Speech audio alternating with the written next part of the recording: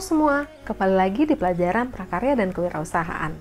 Kali ini kita akan mempelajari tentang bab 3, yaitu wirausaha budidaya ikan konsumsi.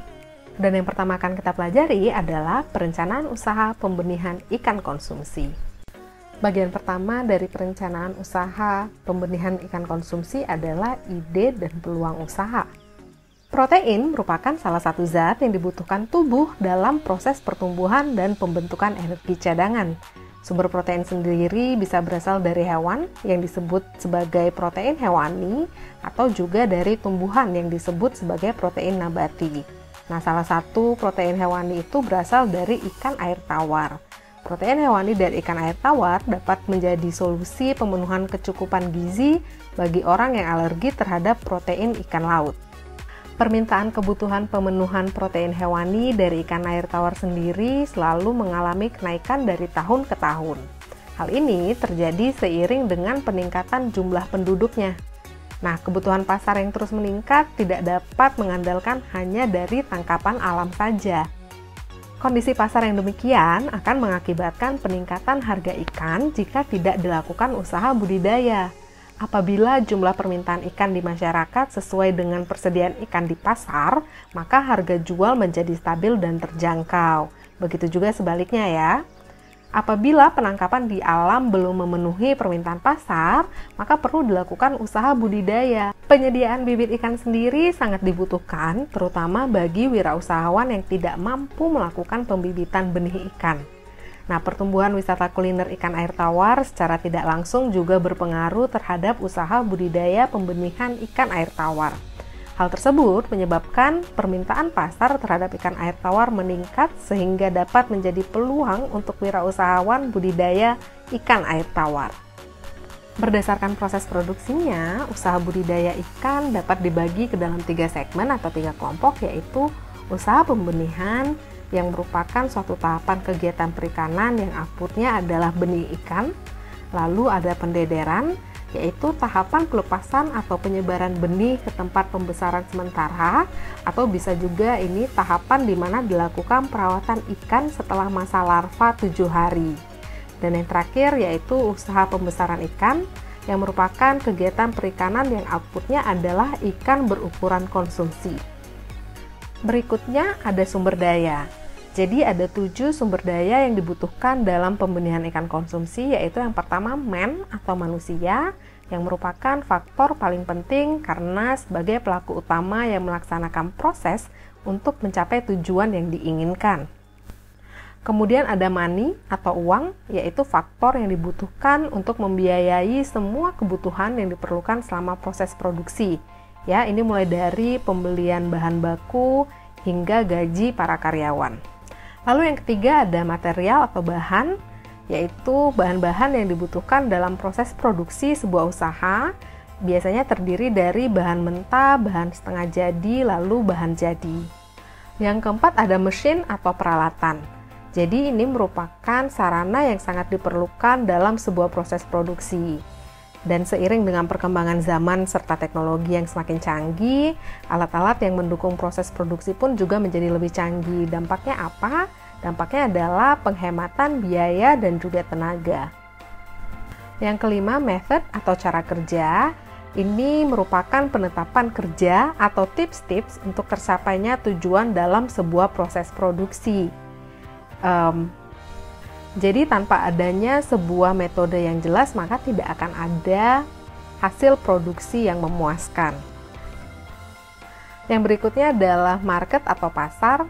Jadi pengusaha harus mengetahui produk seperti apa sih yang benar-benar dibutuhkan oleh konsumen sehingga dapat dipasarkan dengan baik. Dan yang terakhir ada information atau informasi. Jadi informasi di sini dibutuhkan agar usaha menjadi lebih lancar dan berkelanjutan. Dan juga biasanya informasi yang diterima ini terkait tentang informasi pasar. Ada beberapa komponen di dalam perencanaan wirausaha budidaya ikan konsumsi yang harus diperhatikan, yang meliputi penetapan jenis ikan konsumsi, penetapan modal usaha, lokasi budidaya, dan yang tidak kalah penting adalah sarana dan prasarana yang dibutuhkan.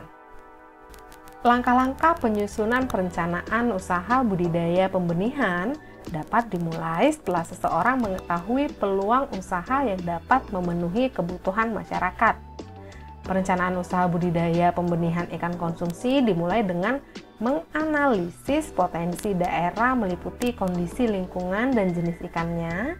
Lalu setelah menganalisis potensi daerah dapat ditentukan skala budidaya sesuai kemampuan modal usaha yang dimiliki.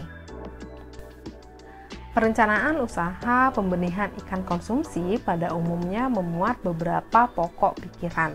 Antara lain yang pertama, nama perusahaan. Pemilihan nama perusahaan harus dipikir baik-baik karena ini dampaknya jangka panjang. Jadi pemberian nama harus berorientasi ke depan dan tidak hanya pada faktor-faktor yang kekinian saja. Lalu yang kedua ada lokasi. Jadi ada dua hal yang harus diperhatikan di dalam pemilihan lokasi, yaitu backward linkage atau pertalian ke belakang. Jadi ini bagaimana sumber daya yang akan digunakan. Termasuk dalam hal ini adalah bahan baku, tenaga kerja, suasana, dan juga kondisi masyarakat setempat. Kemudian ada yang namanya forward linkage atau disebut juga pertalian ke depan, yaitu daerah pemasaran hasil produksinya. Apakah tersedia konsumen yang cukup untuk menyerap hasil produksi atau tidak.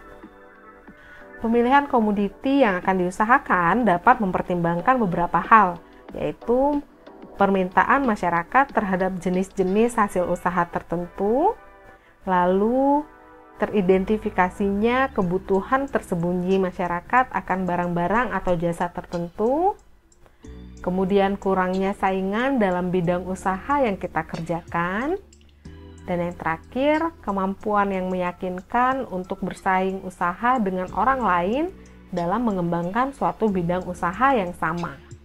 Lalu yang keempat ada konsumen. Jadi prospek konsumen ini didasarkan atas bentuk usaha dan juga jenis usahanya. Jika jenis usaha yang dijalankan berbentuk industri, tentu jangkauan konsumen yang dituju lebih jauh atau lebih besar daripada usaha dengan bentuk pertokoan. Jadi jenis usaha sangat mempengaruhi jangkauan konsumennya. Lalu yang kelima ada pasar tujuan. Jadi sebuah perusahaan yang mulai memasuki pasar akan menempatkan perusahaannya sebagai market leader atau market challenger atau juga market nicher. Nah, jadi tugas pertama kalian di HLP kali ini adalah mencari definisi dari market leader, market challenger, dan juga market nicher. Dan jangan lupa untuk menyertakan contohnya juga ya. Agar pasar dapat dikuasai, maka kualitas dan harga barang harus kita sesuaikan dengan selera konsumen dan juga daya beli atau kemampuan beli dari konsumennya. Kemudian yang keenam ada partnership atau partner yang diajak kerjasama. Jadi partnership ini merupakan suatu asosiasi atau persekutuan dua orang atau lebih untuk menjalankan suatu usaha untuk mencari keuntungan. Bentuk partnership juga dapat mengatasi beberapa kelemahan yang terdapat pada bentuk usaha perorangan. Ketujuh ada personil. Jadi personil yang dimaksud di sini adalah orang yang dapat dipercaya untuk menjalankan usaha. Jadi salah satu kriterianya adalah orang yang memiliki sifat kejujuran. Yang kedelapan yaitu jumlah modal yang diharapkan dan yang tersedia.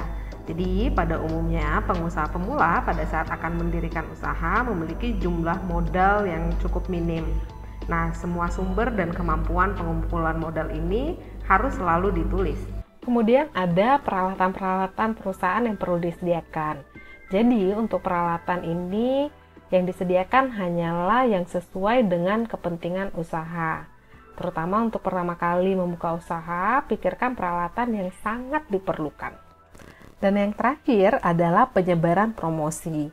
Jadi promosi itu suatu kegiatan yang harus direncanakan dengan baik. Jadi yang dipromosikan itu bisa tempatnya atau keunggulan apa saja yang dimiliki oleh perusahaan. Berikutnya kita akan membahas tentang aneka produk ikan konsumsi. Nah, berikut ini adalah beberapa jenis ikan konsumsi yang umum dibudidayakan di Indonesia. Yang pertama yaitu lele lokal. Lele lokal sendiri memiliki ciri-ciri morfologi seperti tubuh memanjang, lalu kulitnya licin, kulit punggung hitam, dan kulit abdomennya itu berwarna putih keabuan. Habitat asli ikan lele antara lain yaitu di danau, rawa, dan juga sungai yang beraliran tenang. Ikan lele sendiri adalah ikan yang dapat hidup di perairan yang kering pada saat musim kemarau. Ikan lele termasuk hewan nokturnal, berarti ikan lele merupakan ikan yang aktif bergerak dan mencari makan pada malam hari. Nah, untuk pakannya sendiri, biasanya ikan lele memakan serangga, cacing, keong, siput, ikan, dan masih banyak lagi. Pemijahan ikan lele terjadi ketika induk betina mengeluarkan telur dan induk jantan mengeluarkan sperma. Nah, telur yang sudah dibuahi kemudian akan menempel pada tumbuhan air atau dasar kolam. Nah, telur pemijahan sendiri menetas setelah 3 hingga 4 hari. Yang kedua adalah ikan nila. Nah, kalau ikan nila sendiri, ciri-cirinya yaitu tubuhnya ada yang berwarna putih, merah, biru, dan juga hitam. Lalu bentuk tubuhnya itu pipih dan vertikal. Pada sirip punggung terdapat garis-garis miring, matanya menonjol, lalu di sirip punggung dan ekornya ada duri tajam. Suhu air yang sesuai untuk budidaya pembenihan ikan nila yaitu 20 hingga 30,8 derajat Celcius dengan pH airnya 6 hingga 9,41. Nah, ikan nila sendiri makanannya bisa berasal dari sumber nabati dan juga hewani. Telur ikan nila yang sudah menetas disebut dengan burayak. Ikan lain yang sering dibudidayakan di Indonesia yaitu ikan gurame. Nah, ikan gurame sendiri memiliki ciri-ciri seperti tubuhnya oval dan sedikit panjang, lalu bentuknya pipih, sisiknya besar, tubuh berwarna kecoklatan dengan bintik hitam, dan juga mulutnya kecil.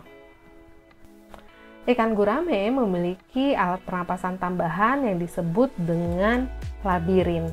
Nah, labirin ini berfungsi untuk menghirup oksigen langsung dari udara dan menyimpannya. Ikan gurame dapat tumbuh maksimal pada ketinggian 20 hingga 400 mdpl dengan suhu 25 hingga 28 derajat Celcius dan pH air 6,5 hingga 7. Ikan gurame berkembang biak melalui fertilisasi eksternal. Lalu ada ikan bawal. Ciri-ciri ikan bawal sendiri yaitu tubuhnya oval dan pipih, kepalanya bulat, lalu ventral bawal muda biasanya berwarna putih dan merah. Ikan bawal memiliki gigi-gigi yang tajam dan juga sirip yang panjang. Ikan bawal air tawar hidup di air yang tidak terlalu jernih dan juga tidak terlalu keruh dengan pH air antara 7 hingga 8 dan suhu optimal yang diperlukan antara 20 hingga 28 derajat Celcius. Ikan bawal ini hidup secara bergerombol.